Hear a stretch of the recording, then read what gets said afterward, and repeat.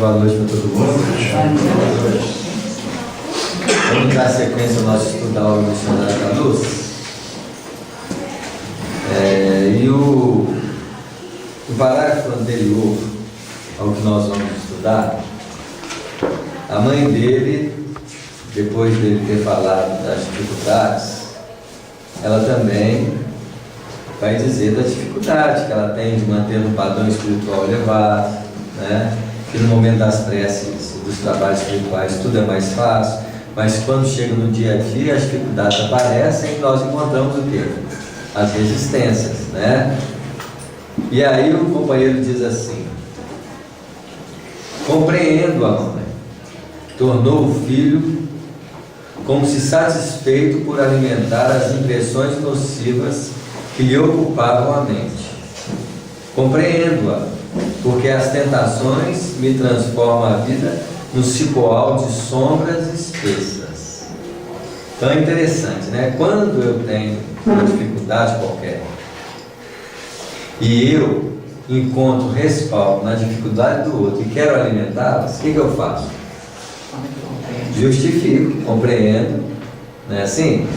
Porque no fundo todos nós temos dificuldades, todos nós temos limitações, mas existem dificuldades que eu gosto delas, existem dificuldades que eu não queria tê-las.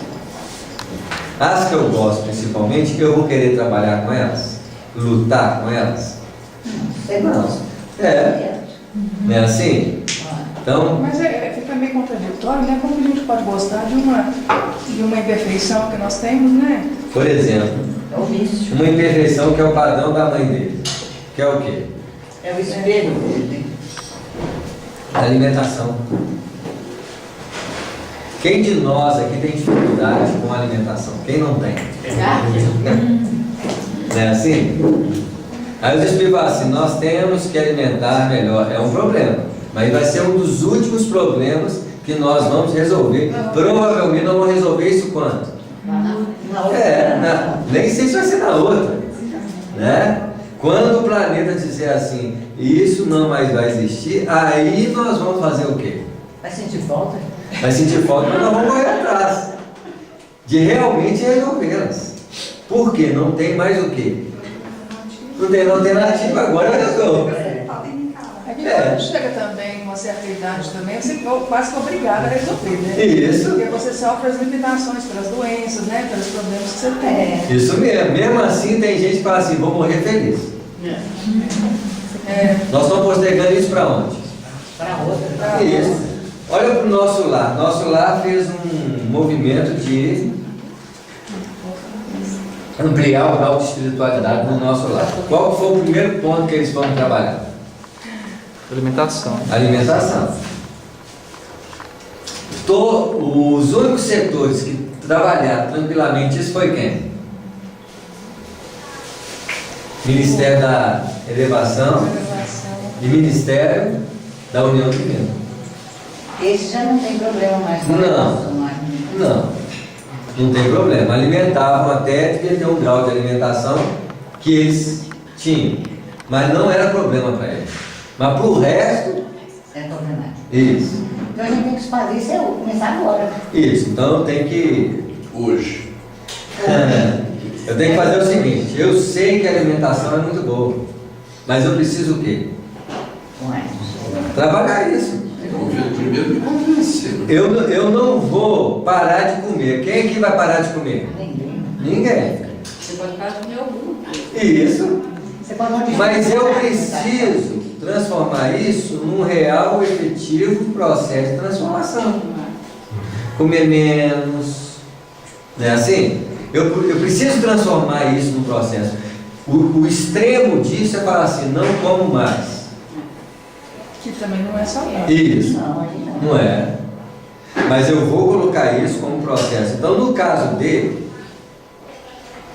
até porque o caso dele acontece o quê? Eles não associavam isso como uma necessidade transformadora espiritual. Ele não viu o sexo como algo comprometedor para a mediunidade, nem a mãe via a alimentação comprometedora à mediunidade. Quem está trazendo isso para nós, numa clareza de que esses elementos também afetam o processo espiritual? Quem está trazendo para nós? Alexandre. O Alexandre. Através da menina. Isso, não, através do livro. Ah, Tá claro? Então, a partir desse livro aqui, a alimentação desvirtuada, sexo controlado, o que mais? Qual foi o outro caso? Alcoolismo. Então, álcool, sexo, alimentação, foi só 3? Foi 3 só? Mas eles não falam isso. Isso. Até então, isso não tinha nada a ver com mediunidade. Mas isso é uma necessidade o quê? De espiritualização.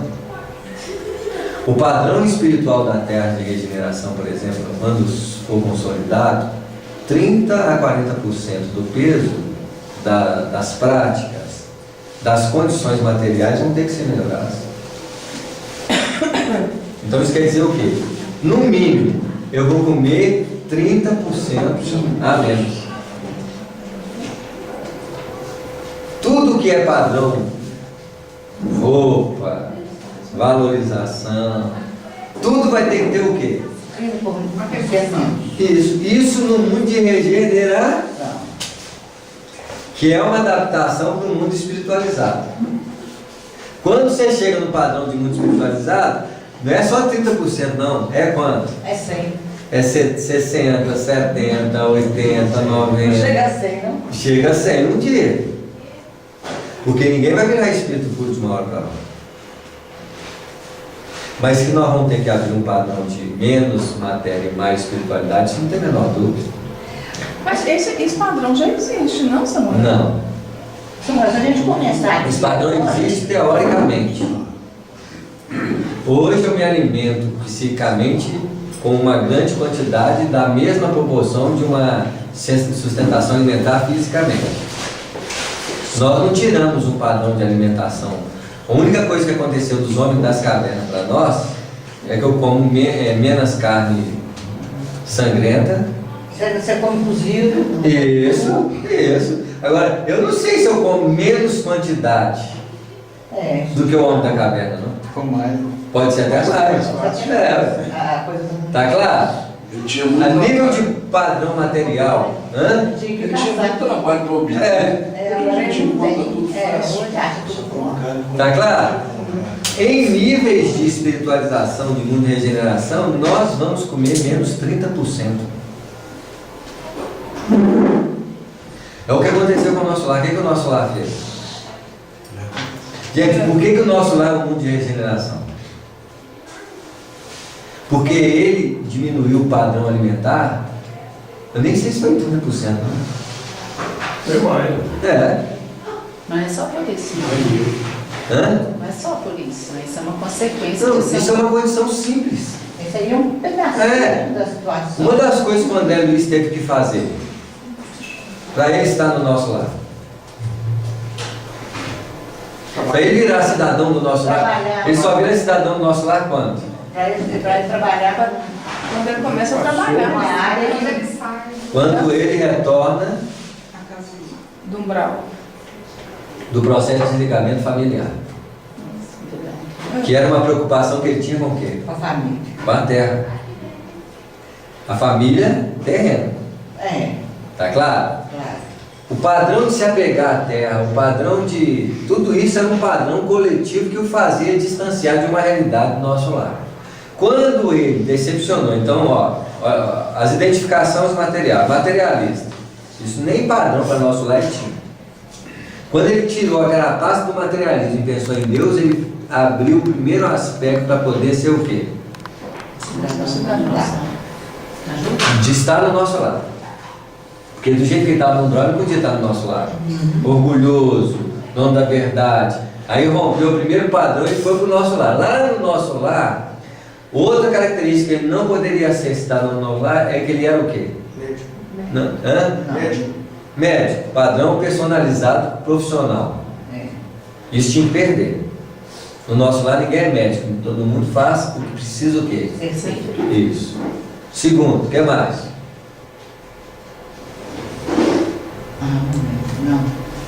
queixar disso. Não podia reclamar e queixar. No início ele ficava queixando. Aí o que a mãe do Clarence falou? Aqui nós não temos essa característica. Terceiro padrão, ele tinha que começar a fazer o auxílio sem nenhum tipo de Verdade. projeção pessoal. Aqui você não é médico. É o auxílio desinteressado.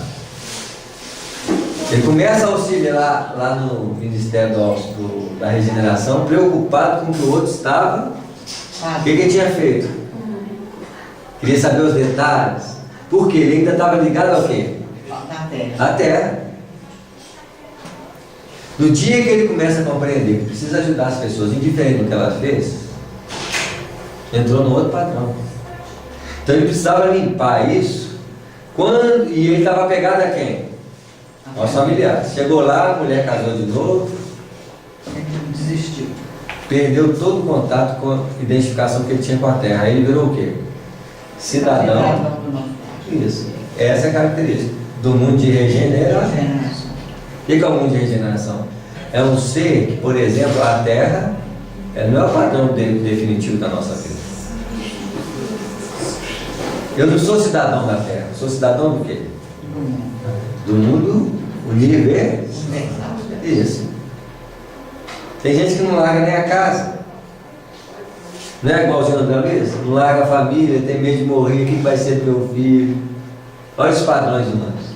Cuidado nas coisas. Isso não é espiritualidade. Esse padrão já tira um peso enorme de nós. Tá bom? Então, no mundo de regeneração, não vamos perder 1/3 da condição material da nossa forma de pensar, sentir, buscar, ansiar. Porque isso é o reflexo que acontece no nosso lar. Nosso lar é um mundo de regeneração. O que é o mundo de regeneração? Um mundo que me faz adaptar-me à realidade espiritual. Por isso que eu vou cair. Tem gente que pode chegar no mundo de regeneração e falar assim, muito sem graça. Não vai. Não quero. Eu quero ir pro... Mas você vai lá pro Chupão? Vou. Eu sou infeliz aqui. Eu achei que eu ia dar conta, eu sonhei com uma coisa, mas quando eu vejo que eu estou infeliz. O que eu vou fazer? Isso. Tá certo? As pessoas vão ver se dão conta, muitas delas. Aí elas podem cair. Cair quer? Não é cair não, voltar para onde? Ela saiu. Na verdade, ela não está regredindo, então. Ela está se localizando, porque tem aquela questão que o espírito não regride, não tem? Não. A gente fica estagnado, ou então a gente evolui, mas a gente, na nossa condição evolutiva, a gente não volta, né? Então, mesmo que eu vá e não dê conta e volte pro... Você não caiu nada, você só ajustou e falou assim, olha, eu preciso saturar mais essas experiências, eu preciso consolidar mais essas bases para mim caminhar mais tranquilo ali. Porque pode ser também que você chega lá e fala assim, nossa, que é bom demais, nunca mais quero voltar lá, ó, não tem mais churrasco, não tem mais pizza, não tem muita coisa boa, muita coisa que eu estou satisfeito com isso aqui. Esse hábito não seria tipo um limbo entre assim. Pode ser um limbo, só que a diferença do mundo de regeneração é que você não sofre para isso. Aqui nós sofremos. Aqui você abrir mão de comer, por exemplo, você pode estar abrindo mão de comer sua e de muitos espíritos que comem com você. Lá você não vai ter essa perspectiva não, você vai ter a consciência clara daquilo que você precisa fazer. Mas lá não existe também a influência espiritual dos espíritos? Influência espiritual sem o peso das trevas. São espíritos do quê? Aqui tem a treva que influencia o umbral, que influencia a gente. O umbral fica mais forte para o mal, porque tem a treva como o quê? Fonte de sustentação. Imagina que numa regeneração não tem treva, só tem umbral. Eles perderam a carga de quem? Das trevas. Eles são perturbados? São, mas a tendência deles é uma perturbação transformar. Quando você tem a força do umbral, das trevas, você não tem a tendência transformadora, você tem o peso da culpa, da insinuação, vamos aprontar, Vão fazer? Não vai ter isso. Por que o umbral vai ser a característica, nesse livro que eu psicografei, o André Luiz fala, que o umbral vai ser a característica do mundo do Ministério da Regeneração.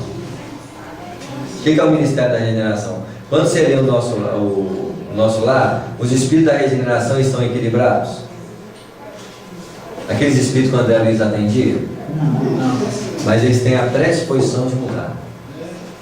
Ninguém vai para o Ministério da Regeneração sem a predisposição de mudar. Os espíritos mais perturbados estão nos postos de atendimento que o André Luiz passou por eles. Aqueles espíritos estão piores do que, para chegar lá no nosso lar, a predisposição de mudança está intrínseca neles. É uma perturbação que, se trabalhar bem, tem grande predisposição de mudança. Está claro? É que vai ser um umbral no mundo de regeneração. Você cai, mas a sua predisposição de refletir e mudar é grande. Mais ou menos a gente aqui, então. Isso. O umbral. Por isso que nós podemos estar no mundo de regeneração, porque no mínimo nós estamos no umbral de lá. A serem o quê?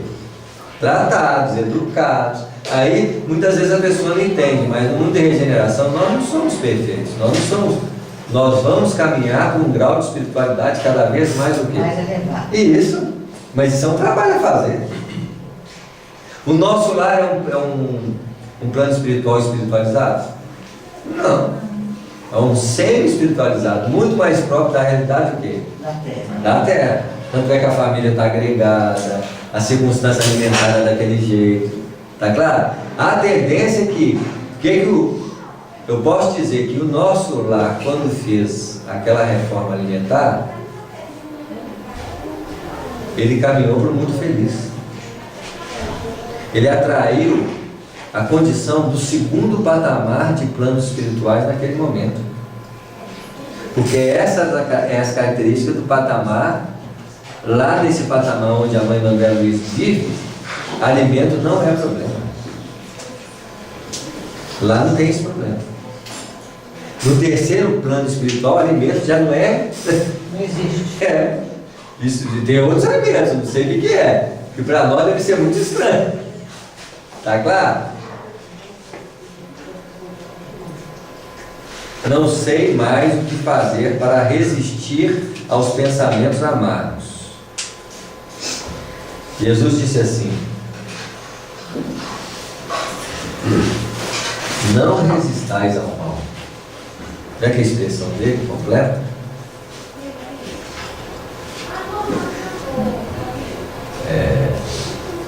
Os antigos nos disseram. Será que é isso mesmo? Os antigos nos disseram.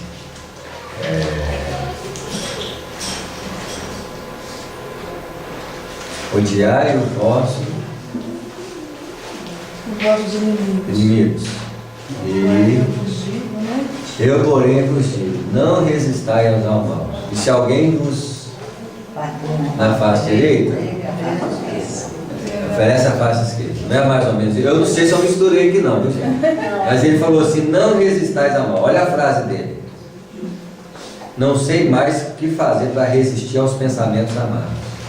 O que é resistir? Lutar. Aí Jesus disse: amai os vossos inimigos, bendizei ao que vos maldiz. O que ele está querendo dizer? Não resista, ame-o. Amar quer dizer, compreenda-o, estude-o. Porque se você resiste a ele, você vai sustentá-lo. Você vai dar mais força. Isso. O que ele está querendo dizer? Se antes na disciplina você resiste, agora você precisa o quê? Amá-lo, quer dizer, trate-o com carinho, observe, para de isso, porque é assim que você vai o quê? Não vai amar ele ainda não, porque é difícil. Isso. Deixa de odiar, né? Aceitar. Não resistais. Pensamento é insinuando. Nossa, primeira coisa, não lute com aquele pensamento. Se você está resistindo a ele, ele vai ganhar o quê? Força. Isso. Mas ele pensa. Não deixa ele o quê? Passar. Isso. Eu não vou ali ver. Eu vou compreender. Não adianta eu resistir a ele. Eu tenho que observar aquilo que está acontecendo minuciosamente, por que aquilo tem um valor muito grande para mim, por que eu estou evidenciando aquilo como problema. Só de você fazer isso já mudou a forma como você trata o quê? O problema. Porque o problema, no caso dele, é o quê? O pensamento. E se eu quero resistir é porque eu gosto daquilo. Por isso que eu estou resistindo. Então o que ele está falando? Não resiste nem goste. Apenas observe com carinho aquilo que está acontecendo com você. Ai de nós, se o Espiritismo não houvesse chegado aos nossos destinos, como sagrada fonte de sublimes consolações. E é interessante que o Espiritismo tem 3 características na nossa vida, né? A revelação, o consolo e o estímulo de reforma íntima. Vai chegar uma hora que um dia o Espiritismo vai deixar de ser a revelação, porque é algo que Ele já é. real na minha vida. Segundo, vai deixar de ser o quê? Consolo. Eu não estou aqui para ser consolado mais. Ah, ninguém morre. Já sei, o que eu vou te consolar? Não, a mente consolável é uma mente frágil. A mente reveladora é uma mente ainda que está buscando o quê? Encantado ainda. Isso. Novidade. Vai chegar um dia que essa característica vai ser nossa. Então o que você vira? A revelação na vida dos outros. O que você vira? O consolador. Você não é mais o consolado. Você consola. Isso. Porque você não precisa mais disso. Qual que é a terceira característica? Reforma. Você é uma vida em transformação contínua. Nosso anseio antes é reformar para parecer. Sou mudado. Você perde essas características. Não faz sentido mais. Não. Você entrou no patamar em que você é o movimento da verdade espiritual. O Espiritismo é você. Não é mais os espíritos. Os fenômenos já não são tão importantes. Nós eliminamos o quê? Hã? Nós eliminamos o consolo. Então, nós eliminamos. Porque eu não estou mais no Espiritismo para comprovar que minha mãe não morreu, meu pai não morreu, para me sentir. Não morre, não morre. É um processo pelo qual eu continuo a relacionar com eles. Aí você vai chorar no velório por quê? Eles não morrem. Não, eu vou ter saudade. Saudade de quê? Saudade da forma. É assim? Isso quer dizer que eu não relacionava com a intimidade deles, não. Nosso relacionamento com as pessoas são mais íntimos do que é. Se bem que nós gostamos muito da forma, né? Mas ainda é tão difícil, né, Samuel? Hoje mesmo eu fui no velório e até de pessoas espíritas mesmo.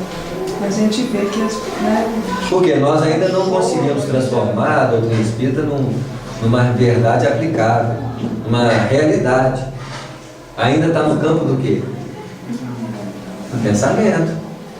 E o Espiritismo não veio trazer somente informação e claridade de observação. Ele veio fazer uma perspectiva de vida. Um chorinho de mim. Isso é lento. Não deve. Eu estou falando para mim. Eu não vou chorar pequenininho, pequeno, grande. Eu não vou chorar porque... Aí a pessoa fala assim, você não está chorando porque você não gosta dela? Não. Quem falou que chorar demonstra amor? Quem falou? Na Grécia tinha as carpideiras, né? Ué. Para chorar pela família, né? Não sei se ele chora. É verdade. Protegendo, tem que chorar. Isso. Aí você fala, você também pode ter uma postura no velório e falar assim, eu não vou chorar porque eu sou espírito, eu sou forte, doido para chorar. Contradição. Eu estou querendo dizer que a doutrina espírita colocou uma lente, um óculos, que eu enxergo a realidade da vida. O que é a realidade da vida? O ser não morre. Eu não relaciono mais com os mortos? Não, eu relaciono com os mortos. Meu pai não morreu, as pessoas que morreram não morreram, elas continuam vivas. Elas continuam sentindo e pensando tanto quanto eu. Qual que é a diferença? Só não tem o quê? Isso. Só não tem corpo físico. Ah, não, morreu, agora não posso relacionar com eles. Por que eu não relaciono com a maioria dos espíritos que morreram? Porque eu não sei onde que eles estão, porque eles podem estar não. E isso vai ser complicado relacionar com eles. A maioria de nós realmente não pode manter vínculo relacional com quem partiu, porque nós não sabemos das condições do outro.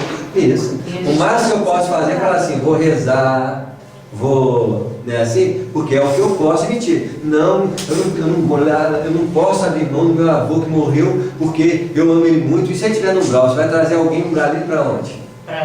E isso vai trazer muito problema.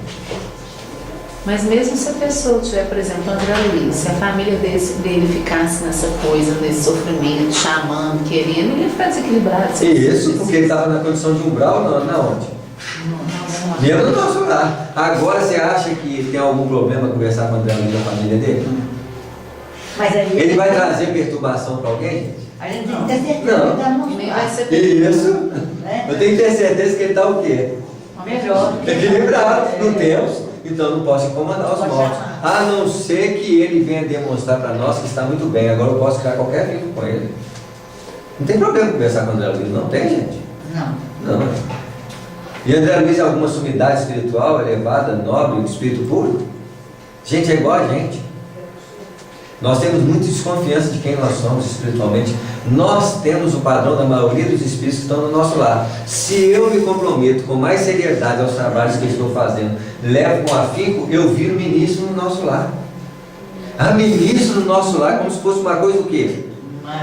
Maravilhosa. Não, gente, é um espírito que se compromete cada vez mais com o trabalho, né, assim, com um padrão de seriedade que ele está fazendo. Qualquer pessoa que abraça uma atividade no centro espírita com a seriedade que eles apresentam lá, é grande candidato a assumir as condições de ministro do nosso lar. É lógico que o padrão de experiências que o ministro do nosso lar tem é um padrão de muita experiência nos trabalhos do quê?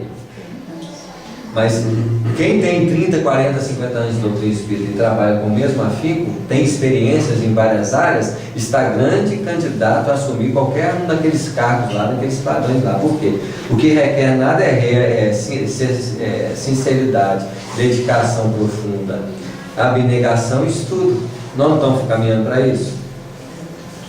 Estamos, gente. Eu acho que a gente desconfia, mas a gente mesmo, né? Isso. Ué, nós não éramos assim com os apóstolos? Nós mesmo bate na terra. Nós achávamos que apóstolo era tudo o quê? Anjo. Você vai ler nosso lar, vai ler o Paulo de Estevam, você vai ver. Era igualzinho a gente. Qual que é a diferença do grupo apostolado de Jesus do centro espírita?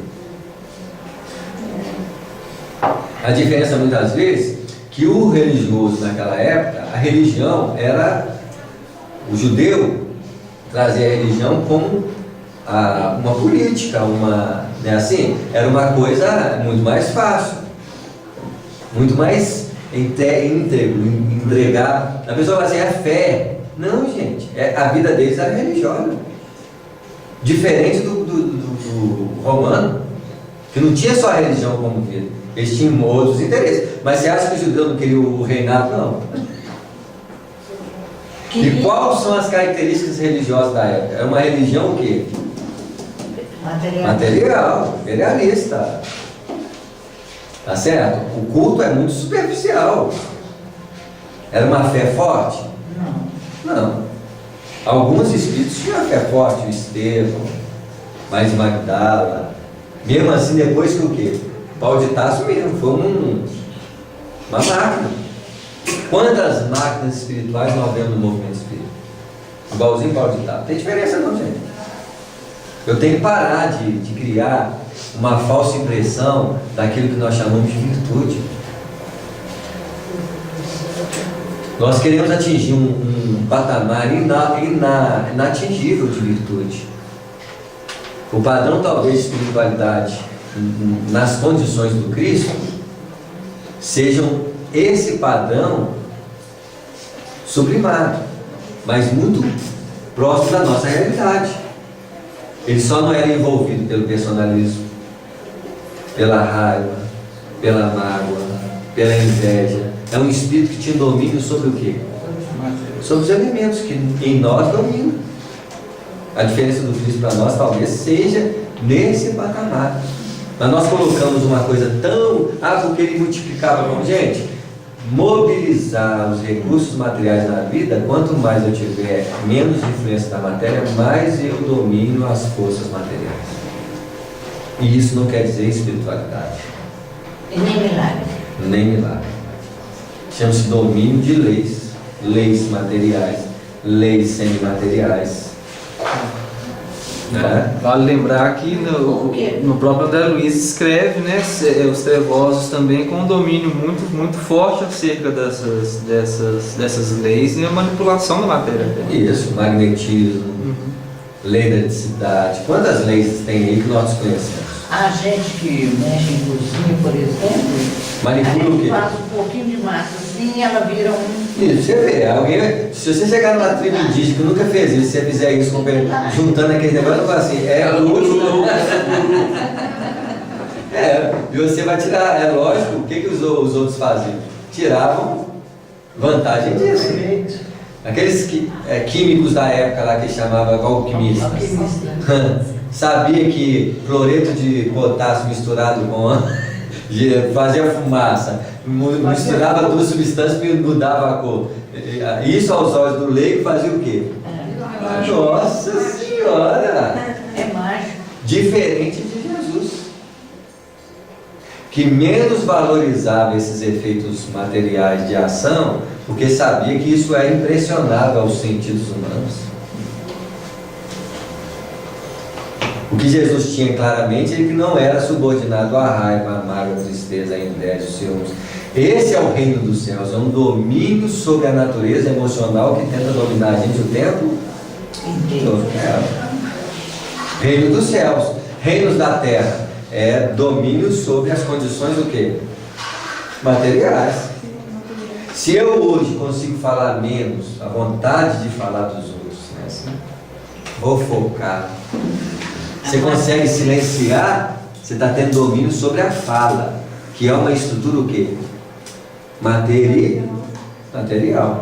Estou doido para escutar a fofoca também, porque não é só falar, não. Está sendo dominado pelo quê? Tá claro? E isso ainda traz vertentes de ordem emocionais. Malícia, maldade, que é o princípio do reino dos céus. Do reino dos céus. Porque eu não sou dominado mais por esses elementos. Então o reino dos céus que Jesus veio pregar, ele não é dominado pelas condições emocionais e mentais que em nós o tempo todo está o quê? Isso. O sexo é material, a forma de reagir é material, as emoções é espiritual. Então é o reino material e o reino espiritual. Ele tinha domínio sobre tudo, quer dizer, ele não era dominado por esses elementos. Quando vem uma raiva de nós, vontade de falar, vontade de agir, você começa então a observar o elemento que quer dominar você. Pela primeira vez você está olhando que você não pode ser dominado por aquilo, porque aquilo vai virar um rei em você. Imagina a raiva vem e você não fala, relaxa, o pensamento vem querendo e você deixa tudo passar. Aí alguém vai dizer assim, ele está começando a sentar no trono. Você não vai Virou rei. Virou rei. Não foi dominado, é rei de quem? Isso. Eu não tenho que dominar a raiva, gente. Talvez a raiva sem a defesa da minha perspectiva pessoal, sem a defesa do meu ego, sem a defesa de preservar minha integridade, sei lá de que integridade é essa, essa pseudo-integridade, quando você não usa aquela energia como domínio de defesa pessoal, aquela energia é apenas o quê? Uma energia, uma força, que é usada para defender a minha perspectiva pessoal. Eu não estou defendendo a minha perspectiva pessoal, é apenas uma energia que vem e que fala assim, que você quer me usar para quê? Já que eu não vou usar para me defender, para me brigar, para me reagir, eu posso usar para quê? Sabe correr fazer ginástica? Eu estou com a preguiça da Eu estou usando pela primeira vez a energia como um objetivo diferente daquela. Porque no fundo, todas as energias não têm marca. Quem dá a marca para elas somos nós. Porque quem é o agente determinante das forças? A gente. O Espírito. O Espírito é o agente determinante das forças, dão características a ela conforme aquilo que ele caracteriza. Então eu estou personificando as forças. Nesse momento, Alexandre colocou novamente a destra sobre a fronte da jovem, que lhe traduziu o pensamento em tom de respeito e carinho. Em tom de respeito e carinho. Concordo em que o Espiritismo é nosso manancial de consolo, mas não posso esquecer que temos na doutrina espírita, a bendita escola de preparação. Se permanecermos arraigados às exigências de conforto, talvez venhamos a olvidar as obrigações do trabalho. Creio que os instrutores da verdade espiritual desejam, antes de tudo, a nossa renovação íntima para a vida superior. Se apenas buscarmos consolação sem adquirir fortaleza, não passaremos de crianças espirituais. Então vamos lá de novo. Quem é que busca consolo na doutrina espírita? Criança espiritual. Isso, uma hora nós temos que deixar o posto de criança espiritual para ser o quê? Adulto espiritual. Isso, porque eu não tenho que ser mais consolado pela doutrina espírita. Quem é consolado na doutrina espírita, quando ele foi e teve o papel de consolo, isso. Já mostrou que nós morremos, que o plano espiritual continua existindo, que os elos afetivos não rompem. Mas qual que é o motivo de você chorar? A responsabilidade é nossa, que nós vamos ter a oportunidade de reparar. Isso. Isso aí, ué. Me colocou numa condição, então. Interessante, eu nunca tinha observado assim, pensado nisso, dessa forma. Pra você ver aqui, ó, ele está complementando o que intuitivamente a gente falou. Na verdade, não sei quem está complementando quem. Não é assim? Quem busca consolo é criança espiritual. Olha só. Consolado na medida que ele é uma criança Espiritual. ainda. Isso. Olha a diferença quando Jesus disse: bem-aventurados os que têm fome e sede de justiça. Bem-aventurados os mansos. Depois ele diz assim: bem-aventurados os pacificadores. É o patamar superior dos mansos. Ele ficou manso em si mesmo, agora vai pacificar o quê? Os outros. Olha o patamar de diferença. Bem-aventurado quando vos caluniarem e disserem todo o mal contra vós em meu nome. Ainda não falei. Como é que ele expressa depois? Bendito, agraciado, não sei se é o termo aqui agora, serão vós, porque assim fizeram com os profetas antes de vós. O finalzinho das bem-aventuranças é para quem saiu do princípio. De consolo, para consolo, de esperança para a esperança do outro. O exemplo. Não é assim? Ainda dá mais. Acabou a multidão, sentou com os discípulos. Vós sois o quê? Sal. Vós sois o sal da terra. E se o sal é insípido, não há como salgado. Vós sois a luz do mundo. A luz tem que ser colocada no velador para que todo mundo veja. E não levado daquele. Isso. Olha só, outro tipo de conversa, outro tipo de proposta. É assim? Ô Samuel, aproveitando que você está falando das bem-aventuranças, me explica por que Kardec coloca bem-aventurados os aflitos em primeiro lugar. Porque é consolador. É porque ele fala do Consolador? Não, porque é consolador primeiro. Primeiro ele consola. Isso. Bem-aventurados os aflitos. Porque Aí não existe a morte. Exatamente a sequência. A revelação é. Aí vai chegando no final do livro, vai fazendo o quê? Porque Jesus fala primeiro bem-aventurados pobres de espírito. Isso. É a primeira bem-aventurança. Isso. Kardec coloca ela em segundo lugar. Isso. Né? E coloca o Porque Consolador. é um padrão de de desidentificação com aquilo que faz o sofrimento, que é a humildade. É assim? Primeiro eu vou consolar, eu tenho espírito, primeiro consola, mostra que ninguém morre, depois eu vou começando a falar assim, ó, você é espírito, você tem que se comprometer com ela. Aí vem a reforma íntima. Depois que você consolou, compreendeu, não é assim? É um padrão de desenvolvimento espiritual. Não é assim? Cada vez mais que você vai adentrando, mais vai te chamando a um outro patamar de perspectiva. Quem é que é consolado na doutrina espírita? Quem é consolador? Aqui falando que são os pobres das coisas espirituais. São as pessoas que entram na doutrina. Com base em quê? No sofrimento. Eles estão procurando a doutrina espírita. Eu não vou falar de... Eu não posso falar de reforma íntima. Eu não posso transformar. Eu não posso trazer para eles um trabalho que ainda eles não foram compreendidos. Então primeiro tem que fazer o quê?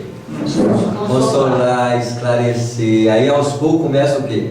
A reforma. Isso. Jesus chegou lá, quer participar do meu reino, de esperança, de amor, os discípulos ficaram tudo animados. Aí depois ele falou, ele veio trazer o quê? A guerra.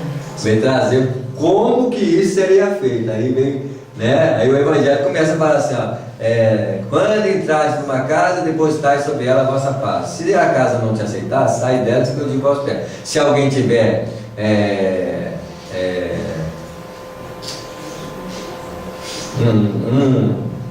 esqueci lá.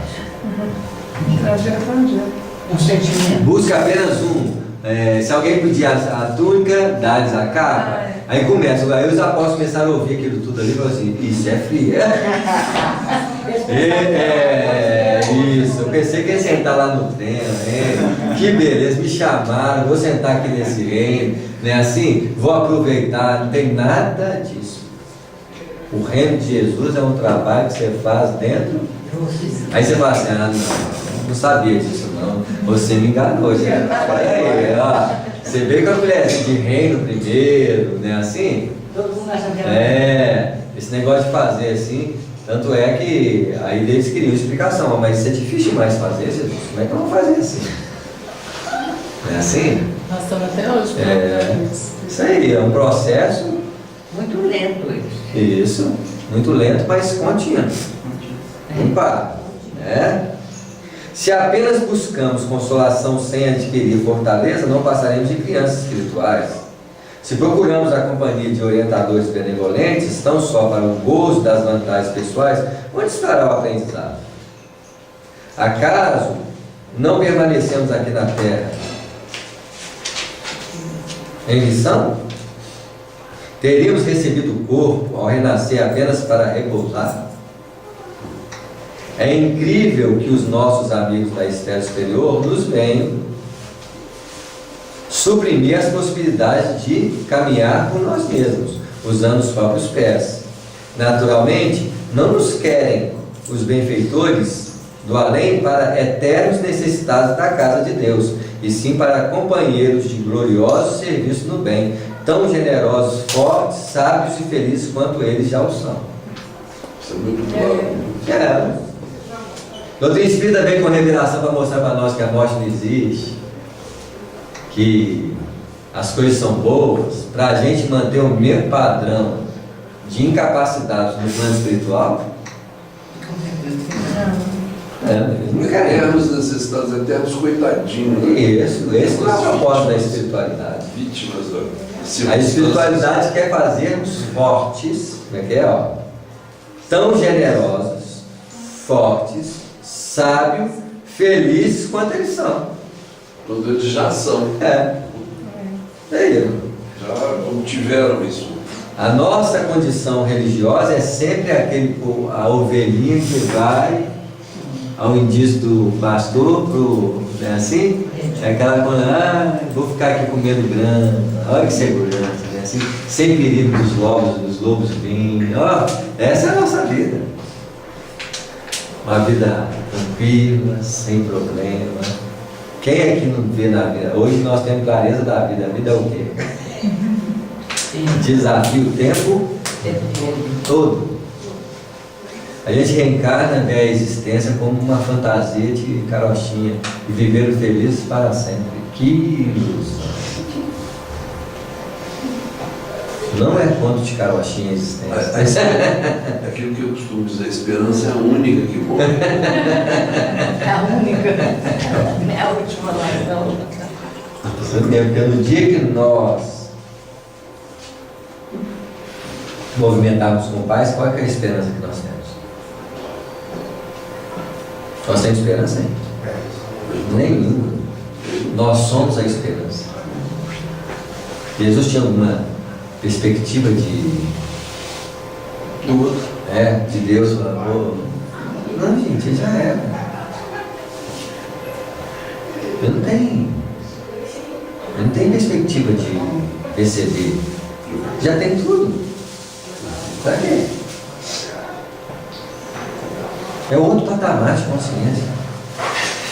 Jesus disse assim, eu já não vos chamo amigos, eu já não vos chamo servos, já vos chamo o quê? Amigos. Ele quer companheiros com o mesmo patamar de anseio de busca. Nós estamos sempre esperando que as coisas venham para nós, venham atender de fora para dentro, venham melhorar a vida, sem nos comprometermos com o processo. Essa é a diferença, gente. E cada vez mais a vida chama o ser humano para isso, a ser um dos agentes da criação em meio à vida. E quantas coisas o homem já criou sem esperar que tudo venha para ele? Até espiritualmente nós esperamos que os espíritos venham trazer tudo para nós. Pronto. Como? Pronto o quê? O que os espíritos vão trazer pronto para nós? Tecnologia? Aeróbus? Não, quem vai trazer isso é quem? O homem. Isso aí não é o que os espíritos vêm trazer para nós. Aeróbus, plano redimido. Não, isso é uma consequência natural. O que tem que ser feito? Mudamos. O que nós temos que fazer é mudar a nossa forma de viver. Em vez de ser consolado, criancinha, dependente, Deus quer o quê? Seres ativos, dinâmicos, capazes, relacionar com os outros com equilíbrio. É isso que Deus quer, gente. Nada mais do que isso. E quem vai fazer isso não é Deus, é quem? É nós. Ele vai esperar pacientemente, né? Não importa quanto tempo. Esse trabalho ninguém vai fazer por nós. Quem vai fazer? É o trabalho que nos resta. Porque cada um de nós é o quinto evangelho. O que é o quinto evangelho? É o evangelho vivenciado. Os 4 evangelhos são teóricos. O quinto evangelho é o evangelho vivenciado. Então, qual que é o quinto evangelho? É o primeiro, que vai virar 4 para os outros. É o evangelho que cada um de nós tem que escrever com a própria letra viva do comportamento, do anseio de viver. Quando eu abraço uma reforma real na minha vida, indiferente de querer valorizar minhas imperfeições, mas eu abraço sinceramente uma perspectiva sincera de mudar, sem pressa, eu começo a escrever o Evangelho. Eu já não preciso do Evangelho. Quem precisa do Evangelho é aquele que ainda está subordinado à orientação de quem? Do outro. Por isso que quando você começa a escrever, você já não precisa mais de ler, buscar. A fase da assimilação, do estudo, está passando. Eu serei a fonte de escrita. Eu serei a fonte inspiradora. Eu vou trocar ideia? Vou sempre. A vida sempre vai permear uma troca de ideias para o nosso crescimento, cada vez menos necessitado de informação exterior. As revelações espirituais não vão ter o caráter das revelações anteriores, que é de trazer o quê? Consolo, informação. Já trouxeram tudo que precisava trazer. O que mais que nós temos que trazer? O que mais, gente? Então, essa me faz lembrar bem uma frase que a gente sempre vê, é na internet mesmo, divulgue o Evangelho. Se precisar, use as palavras.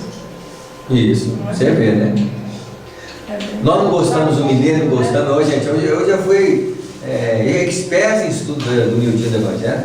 interpretar o Evangelho, pregar o Evangelho. Hoje eu tenho muito pouca necessidade de fazer isso. Eu preciso de viver Evangelho, viver Evangelho, viver Espírito. Porque Espírito em si é Evangelho. O Espírito é o Evangelho. Se ele manifesta, ele vai ser escrito. Ser Espírito é ser Evangelho. O que é o Evangelho? Evangelho é a vida de um Espírito puro. Mas quando você está nessa de querer conhecer o Evangelho, né? Conhecer, eu acho que já está numa boa posição. Tá buscando. Está buscando. Veja bem, nós não estamos aqui querendo dizer que esses elementos não são importantes na vida das pessoas. São importantes, tanto é que fazem parte da minha vida há muito tempo. É porque o Né? primeiro Assim, passo, né? isso. Isso. Hoje, nossa necessidade é de nos desenvolvermos espiritualmente. Porque se eu for espírito, se eu falo como espírito, se eu penso como espírito, se eu vivo como espírito, eu sou o quê? Evangelho. Um evangelho. Eu sou o Evangelho vivo. É o Evangelho. Porque o Evangelho não é escrita do Espírito. O livro dos Espíritos é o quê? Evangelho, gente. Não é o livro dos Espíritos. Tem vazio. O livro dos Espíritos é Evangelho. Não, como? Não. Estou falando da mesma fonte que o Espírito do Evangelho. O que é Espírito do Evangelho? O Espírito. Jesus era Espírito, gente. Nós dividimos e fragmentamos filosofia, religião. O cientista estuda a essência espiritual da vida no plano da matéria. Porque cada vez mais eles estão estudando qual matéria? A matéria é mais não tem outra alternativa, não. Quanto mais eles utilizarem a matéria, mais vão estudar o quê? Espírito. Não tem como não. Eles vão chegar lá, ué. Eles se materializarem. Antigamente não. Matéria. Nós estamos falando de quê? Tá claro? Eles não estão satisfeitos com isso mais não. Eles não querem saber disso. Eles querem saber aquilo que está por trás da forma. Mas quem estuda quem está por trás da forma? Isso. Eles viraram o quê? Espírito. Isso. Sim. Não precisa falar não, gente. O espírito. É. O espírito é o espírito. Estão virando espírito porque estão estudando o quê? A essência. Ah, sim. É. Serão espíritos. Lógico, espíritos. Para descobrir o espírito. Eu estudo a matéria. Eu estudo a matéria. Qual que é a diferença de estudar essa matéria e essa matéria aqui? Só que eles querem o quê? Aprofundar. Quando eles aprofundam na matéria do universo, eles estão fazendo a mesma coisa que nós estamos fazendo ao aprofundar na matéria do universo que está em quem? Então, entrar para dentro do universo é entrar para dentro de mim? É o mesmo movimento, porque a interpretação é a mesma. E o que vai descobrir é o mesmo. Porque cada vez que eles entrarem na matéria do universo, mais eles vão encontrar o Espírito. Cada vez mais que eu entro na matéria de mim mesmo, mais eu encontro com quem? Então é a mesma viagem. Que é a mesma coisa. Nós podemos até usar o nome macro grego. Eu posso estar entrando no micro de mim mesmo e ao aprofundar no macro, eu estou entrando no micro, porque eu vou ter que pesquisar cada vez mais o quê? Na verdade, eu estou fazendo o mesmo movimento que eu deveria fazer aqui, eu faço lá. Um dia alguém vai falar assim, gente, a gente gastou tanto para chegar lá e precisava só entrar aqui. Descobrir a mesma? É. A mesma coisa. Os cientistas já estavam estudando o quarto estado da matéria, que ele está, parece que entre o gasoso e o líquido, eles estão investigando. Eles estão chegando até no quinto. Agora está. Aí nós diga a quinto estado da matéria. Aí o Espírito fala assim, quinta essência da matéria. Qual é a diferença? Quinta essência. Quinta essencial. Eu estou falando de uma realidade da estrutura da realidade material. Eu falei tudo a mesma coisa. Porque no fundo nós sempre estamos falando tudo a mesma coisa, querendo defender a palavra. As brigas são de defesa de palavra. Quanto mais palavra, quanto mais nome nós temos, mais briga tem. Isso quer dizer que amanhã nós vamos ter que abrir mão do quê? Das palavras. Eu sou espírito. Não, gente. Esquece palavra. Nós estamos estudando a mesma realidade. Isso. Eu sou budista, sou espírita. E aí? Nós estamos no nome, nós estamos discutindo o nome. Ele fala assim, elas estão usando palavras do Oriente. Não, eu não estou usando palavras, eu estou olhando o que eles estão falando. Eu estou olhando para o objeto que eles chamaram assim, e eu chamo assim, mas o objeto ali que é importante. É aquilo que nós temos que valorizar, não é o nome que dá. Aí vira briga de nome, gente. Meu Deus chama lá o seu Jeová. E o seu? Sei lá. De lá. É assim? Porque eu não estou discutindo a essência de Deus, estou discutindo o nome de Deus. Qual que é o mais importante? O nome que você dá é mais bonito que o nome. Aí vira briga de quê? De personalidades. Briga de criança. Isso, o que é briga religiosa, gente? É isso aí. Briga de conceitos. É que nós Ninguém está preocupado em analisar o fato, estão preocupados em defender ideias. Essas Pra quê? horrorosas lá, não. Isso, Amontoadas, sabe? isso. Barbárie. O que nós precisamos é amar uns aos outros. Indiferente da forma de pensar, da forma de acreditar. É assim? É o mais importante. Né? E modificando o influxo da voz, desejosa de demonstrar a ternura filial que lhe vibrava na alma, acentuou: mamãe, sabe como lhe quero bem, mas alguma coisa no fundo da consciência não me permite comentar as nossas necessidades, senão assim, ajustando-se aos elevados ensinamentos que a doutrina nos gravou no coração. Não posso compreender cristianismo sem essa integração prática nos exemplos do Cristo. Quando eu não sei ser, eu me ajusto. E o ajustamento é uma forma de praticar o que eu sei. Que eu sei. Que eu não sei ser. Então, se eu ajusto minha prática, eu vou exercitar. Eu vou automatizá-lo. Isso não quer dizer que eu desenvolvi o conteúdo essencial dela. A inteligência intrínseca, por estar fazendo aquilo, começa o quê? Eu não estou fazendo aquele movimento? Eu estou repetindo aquele movimento? A essência da inteligência começa então. Despertar alguma coisa. Então, eu tenho a virtude humana, orientada pelo plano espiritual, mas é virtude humana. O amor idealizado, o perdão, não é assim? Quando eu começo a ensaiar perdão, eu começo a despertar lá no intrínseco da alma a inteligência que não se ofende, mas ainda não despertei. Porque eu posso exercitar o perdão racionalmente, para assim, não posso levar essa mágoa comigo, tem que esquecer. Mas aí eu fico só lembrando. Você não consegue esquecer. É assim, né? Mas eu preciso esquecer. O Espírito dá um passe aqui, tira de mim. Tira a memória. Como? Se eu não compreender o mecanismo que desenvolve a marca da memória, então ele me ofendeu. Então agora eu vou compreender profundamente a expressão do perdão. Olha, no fundo, eu estou perdoando porque eu fiquei o quê? Magoado. Então o que é mágoa? Esse é o problema. Um fundo que se magoa. Isso. Como que eu vou esquecer se está magoado? Então eu tenho que perguntar, o que é mágoa? Como que se estrutura uma mágoa? É isso que é importante. Porque se eu não compreender a estrutura da mágoa, eu sempre vou precisar o quê? Perdoar. Eu vou sempre perdoar. Porque eu vou perdoar porque Jesus pediu 70 vezes, 7 vezes. Porque assim eu seja uma pessoa boa. Eu tenho que compreender a mágoa. Qual é o fundo da mágoa? Nossa, vai dar A ideia que eu tenho de mim que o outro tem que ter igual. Baseado numa emoção.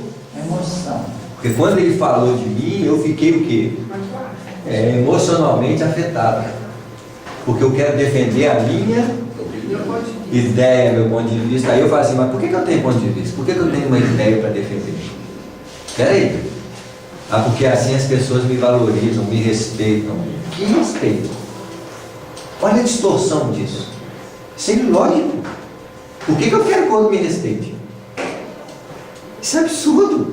Ah, porque assim eu sou respeitado, eu vivo. O outro sabe que eu sou. Para quê? Olha onde que eu vou chegar. Ao perder isso tudo. Não perco. Eu não quero ser mais respeitado pela pessoa, porque ela tem o direito de pensar do jeito que ela quiser de mim. Eu não vou ficar alimentando esse fundo emocional que fica tentando se defender. Eu vou deixar embora, eu não quero saber de nada disso. Eu não vou abrir, eu vou deixar de existir, mesmo que as pessoas não queiram que eu exista, eu vou deixar de existir desse jeito para as pessoas. Eu deixei de existir? Não. Então eu virei o quê? Espírito. Virei espírito humilde. Isso é humildade. Aí você não tem o que magoar. Porque toda hora que vem a mágoa, você olha que a mágoa é o problema distorcido do seu ser. E você abre mão daquilo, você abre mão daquilo, você abre mão daquilo. Então seu ser deixou de existir porque o outro quer valorizar, porque o outro quer ter a mesma ideia, o mesmo conceito de si mesmo. Você não tem mais nada daquilo, então você não tem o fundo da mágoa. Quando você não tem o fundo da mágoa, a pessoa pode pensar assim, o que quiser de você, porque já não tem mais nenhum valor. Aí onde está o perdão? Não existe. Não tem perdão. Então, para espírito puro não existe perdão, porque ele não perdoa, só espírito inferior perdoa. Não existiu ofensa, né? Não existe a ofensa, né? Isso. Inferior Nem perdoa.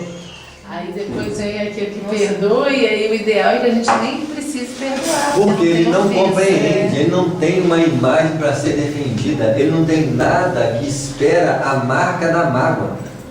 Porque ele destruiu a fonte de sustentação da distorção do ser. Porque ele não é aquilo que ele defendia, ele não é aquilo que queria que os outros pensassem, ele não é nada daquilo, então ele virou o quê? Espírito. Porque o espírito sobra onde quer, não sabe de onde vem nem para onde vai, não está preocupado com o que foi nem com o que vai ser, ele apenas é. Não precisa do outro respeitar, do outro falar, do outro não falar, do outro. Não tem nada disso, não, ele é espírito.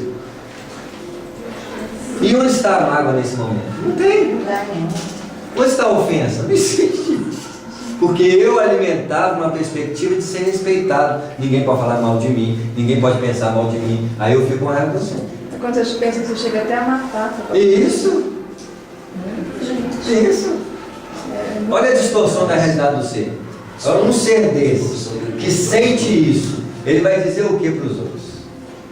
Não tem condição de dizer nada. Então Jesus está com os apóstolos e não vai assim, Jesus, estão falando mal de você. Mal de quem? De você, não tem você. Como é que eles vão entender isso? Como é que é? Não existe você. Como é que é? Aqui você aqui. Não existe esse você que vocês estão falando, que eles estão falando mal. Isso não existe. Aí estão falando bem de você. Que você? Que você? Eu tenho que colocar em xeque o problema. Quando alguém nos faz mal, ele não está fazendo mal, ele é apenas instrumento de verificação da sustentação distorcida de quem você é, que você almeja ser para defender-te. Na verdade, a construção distorcida do seu ser é que comprometeu a vida. Porque Deus não se ofende nem se vangloria se você fala, Deus não existe, ou Altíssimo, não altera Nada. porque ele não é isso. Ele não existe com base no que você define que ele é. Essa coisa antropomórfica, né, que é tentar dar um corpo ao que não tem corpo, né? E isso não é o que nós queremos. É assim, eu estou envelhecendo. O que você está envelhecendo? Não sei, não sou eu. É a vestimenta. Ah, mas ninguém vai gostar mais de você. E daí? Nunca gostaram, porque se gostaram só disso, gostaram do que não existe. Não gostaram, deveriam ter gostado. Do que nem sei. Não é assim? Olha o tanto de sofrimento que nós temos pela distorção de não saber quem nós somos. Porque uma das características fundamentais é de começar a descobrir o que nós somos, não é nada disso que até agora todo mundo quer ser. Elevado. O que é elevado? Vaidade espiritual. É aquela questão existencial, né, de quem sou eu, quem eu sou, né? Por isso que a identificação é o problema fundamental da vida. E o maior problema do ser é o ego. Por que é o ego? Porque é uma caracterização de definição de quem eu sou.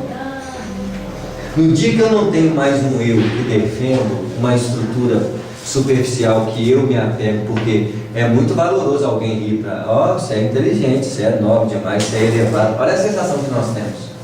Uma sensação existencial. Ali começou a sua derrocada. Porque isso não existe. Isso é uma distorção da verdade. Enquanto você for feliz porque o outro faz você existir, você está começando a morrer. Porque você vai sofrer o quê? Muito. Quando iniciar alguém já começando a falar assim, né? O outro falou assim, nossa, você é divino, você é espiritual. O outro fala assim, você é uma porcaria de ser. Você não vale nada. Nunca vi espírito tão inferior. Aí você fica o quê? Magoado. Porque a mágoa é o efeito oposto da lisonja. O outro me lisonjeou, passei a ser. Agora isso vai gerar um fundo de mágoa, porque todo mundo que disser ao contrário virou meu inimigo. Existe inimigo? Não. O inimigo é a manifestação distorcida do ego de acreditar que alguém foi contra ele. E nunca existiu inimigo. Você é meu amigo, não vai me elogiar, não. Né? Não tem uma expressão outro dia no Facebook muito bacana. O discípulo chegou para o mestre e falou assim, como eu devo amar o outro? E o mestre respondeu, o que outro? E quando tiver o outro, você precisa amar. Não é assim? A questão fundamental é que você ainda enxerga o outro como o outro. Aí você tem que amar. Olha só, esse meu aqui é outro. Existe outro? Então não existe amor. Se não tiver o outro, existe amor. Não tem ninguém separado de quem? Olha a diferença do processo. É uma forma de vir. Isso. Nós olhamos a forma. Enxergamos na forma pessoas diferentes de quem? Isso. Enquanto eu ver diferença em nós, eu acho que eu sou melhor, o outro também é pior. Mas se nós vamos olhar nós essencialmente falando, qual que é a diferença das nossas raivas? Não existe. Não existe. Qual que é a diferença da mágoa? Também. Do preconceito? Nada disso existe, então. Isso, porque isso é uma distorção acalentada por aspectos inferiores da evolução, que nós alimentamos em nós até hoje. E que a mágoa do cara que mora no Japão e a mágoa é igualzinho. Então o fundo funcionador de todos nós é igual. Então as nossas experiências é fundamentadas com a mesma marca de formação consciencial. Não existe diferença essencialmente nas experiências. Eu posso passar por diversas experiências, mas a marca é a mesma. Mas eu acho que a raiva do outro é pior que a minha. Por quê? O assassino, ele é só mais dominado pelo impulso de violência do que eu. Ele não soube mais utilizar o limite de fazer ou não fazer. Mas eu seria diferente se alguém estuprar minha filha de 13 anos? Não sei, tem que ver. Eu não posso falar que Você você. não pode falar que ou que não seria. Só quando eu passar por isso. É que você vai saber. Isso. Um pai que o assassino matou a filha, ele foi lá na cadeia conversar com ele, com carinho. Ele tem uma coisa diferenciada na forma de ver isso aí. Tá claro? Do outro que chega lá e fala assim, eu vou Matar aqui. Isso. São impulsos diferentes na forma de lidar. Mas a raiva, em algum momento, a raiva dele foi o quê? A mesma. André Luiz, quando sentou naquele banquinho nosso lá ali, ele ia virar ou obsessor ou mentor. Ali ele teve que escolher. No início ele falou assim, eu acabo com eles. Quem lesse o pensamento dele ia ver o quê? O espírito nobre ou o espírito louco? Isso, mas aí ele falou assim, mas eu já não sou mais o mesmo. Aprendi tanta coisa do nosso lar, ele foi recordando todas aquelas pessoas que ele vivenciou como na posição de quê? Algoz, quando encontrou o amigo do pai, a mulher que ele abusou sexualmente. Então, quem é ele para julgá-los? Se ele. Olha como é que aquele tudo vai. Ali na mente do André Luiz virou o quê? um laboratório de química. Fumaça pra tudo. Ali ó, o que vai sobrar daquilo? O Clarence não mexia. O Clarence passava lá, olhava o André Luiz e não falava nada. É um momento dele. Eu posso intervir? Posso, mas o que vai ser a vantagem de intervir? Quando o André Luiz se capacitou de falar assim, eu tenho que ajudar essa gente. Ele sabia ajudar? Não, ele já tinha um ano de ministério da engenharia, mas não sabia ajudar. Usar, porque ele não usava para ele. Ele ainda não tinha experiência profunda nesse sentido. Chamou quem? Narciso. Pensou na Narciso em poucos segundos. Mas ele acabou de fazer a prece, ele e o mentor gastaram quanto tempo a viajar do nosso lado até agora? A Narcisa em questão de uma prece. Olha a relatividade das coisas. Nós não sabemos nada de espiritismo. Nós somos doutores da verdade espiritual e saímos discutindo com os outros, como se a nossa visão fosse a última palavra da verdade. Nós não sabemos nada. Porque está escrito de uma forma, você pega aquela forma escrita, mas aí na hora que você vai olhar, mas peraí, como que acontece isso? Em uma prece a Narcisa está lá. Em resposta a ele, Narciso, estou precisando ajudar fulano. Vamos à obra. Tu foi lá, pegou, quem olha a Narcisa pegando energia de vegetal. Que é aquilo ali? Isso não é espiritismo, não. Vegetal tem fluido magnético, animal, vegetal, né? Porque é vegetal, energia vital vegetal. No caso dele, nós precisamos, por quê, gente? No corpo físico, o que mais nós usamos como remédio na nossa vida? O que eles fizeram? Foram lá tirar os princípios ativos do eucalipto, porque no caso dele, era esses princípios que precisavam operar sobre ele. O que nós fazemos todo dia? Vamos tomar uma bebida à base de quê? De uma planta. Qual que é a diferença? Nenhuma. Acima nós temos que estar esgotando. Nós vamos parar aqui em virtude. Começa a encaixar. Você vê, né?